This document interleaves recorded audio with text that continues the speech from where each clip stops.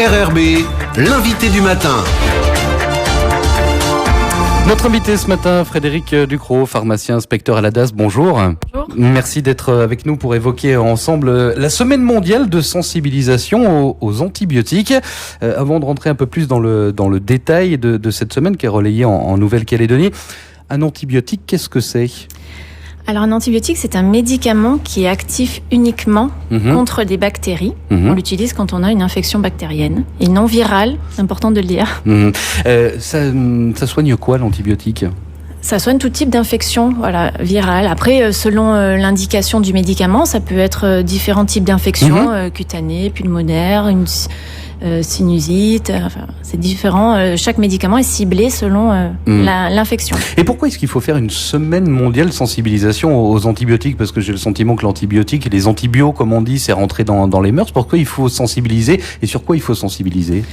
En fait, on s'est rendu compte que depuis la découverte des antibiotiques, il y a eu un engouement évidemment avec ce médicament qui est révolutionnaire pour traiter les infections. Ouais. Or, on se rend compte qu'en les utilisant d'une façon non correcte, non conforme et en respectant les indications du médicament, on développe des résistances. Les bactéries développent des résistances à ces antibiotiques. Et le risque in fine, c'est de ne plus avoir aucun antibiotique efficace contre les bactéries. Et on se retrouverait, comme le dit l'OMS, si on continue comme ça d'ici 2050, dans une situation avant la découverte des antibiotiques. C'est-à-dire qu'il n'y aura plus que les antibiotiques serviront à rien du tout. Absolument. Finalement. On pourrait peut-être mourir d'une simple infection cutanée qui se transformerait en septicémie. Mais vous le disiez, les bactéries deviennent résistantes, mais ça veut dire aussi qu'elles se transmettent d'un être humain à l'autre quand elles sont résistantes ? Oui, effectivement. En fait, le fait de fabriquer, entre guillemets, des bactéries résistantes aux antibiotiques se transmettent après,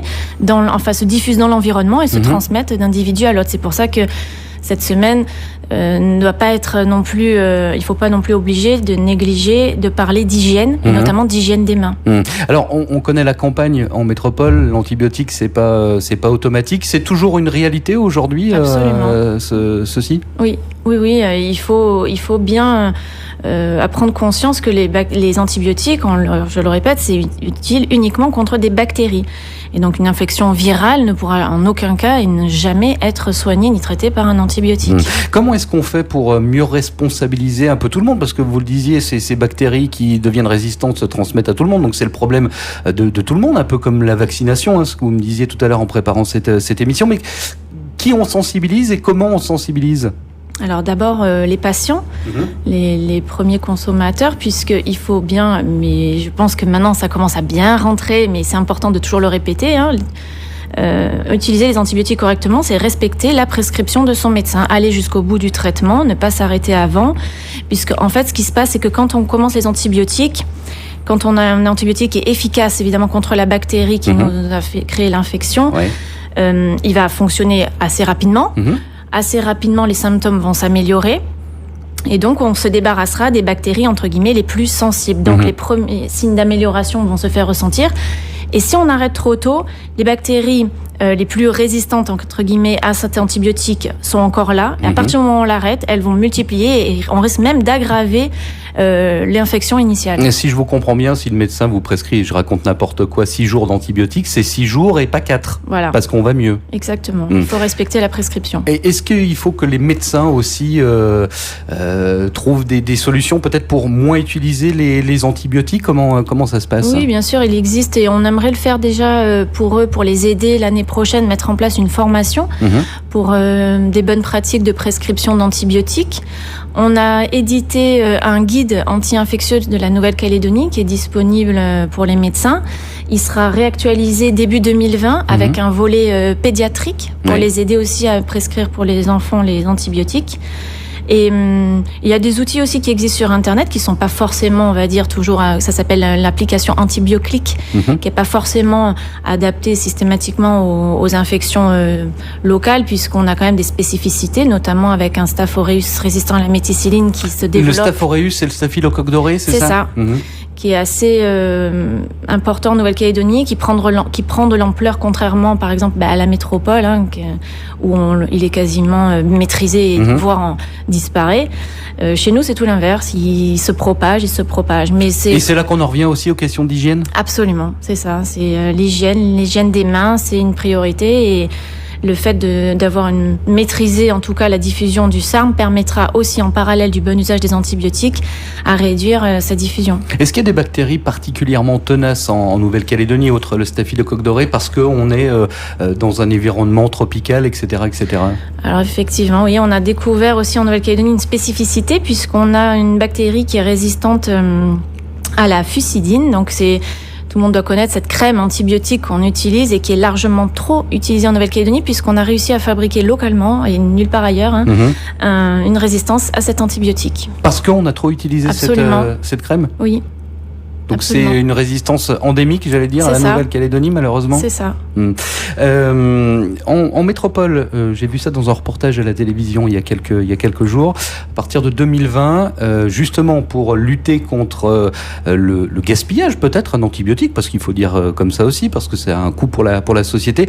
On va faire des tests pour les angines. Est-ce que c'est quelque chose qui est transposable à la Nouvelle-Calédonie ? Oui, c'est un projet qu'on a effectivement en Nouvelle-Calédonie aussi, c'est de pouvoir utiliser ce qu'on appelle des TROD, des tests rapides par des professionnels de santé. Par exemple, le médecin dans son cabinet pourra faire un TROD à son patient pour vérifier s'il est utile ou pas de prescrire des antibiotiques.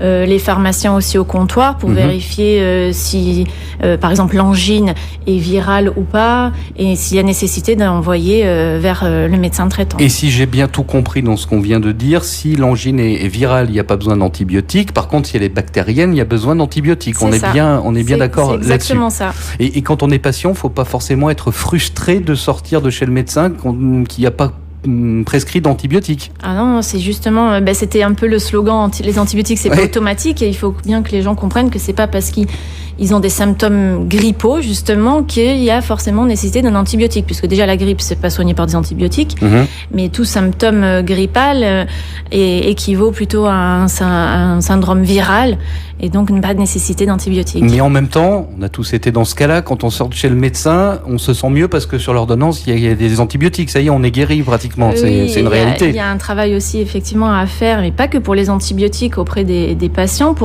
C'est pas parce qu'on va voir le médecin qu'on doit systématiquement sortir avec une prescription. C'est pas la consultation médicale ne doit pas forcément se conclure par une prescription. Et vous, pharmacien, vous avez aussi un rôle à jouer dans cette éducation, j'allais dire. Oui, bien sûr, et c'est le principe du métier de pharmacien, c'est qu'au comptoir, quand un patient se présente avec une ordonnance d'antibiotiques, il doit même vérifier que la posologie est conforme à l'AMM et si besoin appeler le médecin. L'AMM, c'est l'autorisation de mise sur le marché. C'est ça, l'autorisation de mise sur le marché du médicament. Si le pharmacien considère en tout cas ou pense que la prescription n'est pas conforme à l'AMM du médicament, il doit appeler le médecin et en discuter avec lui. Merci beaucoup Frédéric Ducrot d'avoir été avec nous ce matin. Je vous rappelle que vous êtes pharmacien inspecteur à l'ADAS et vous tenez au terme de pharmacien inspecteur à l'ADAS. Une interview qui sera disponible d'ici quelques minutes. On réécoute sur notre site internet rrb.nc.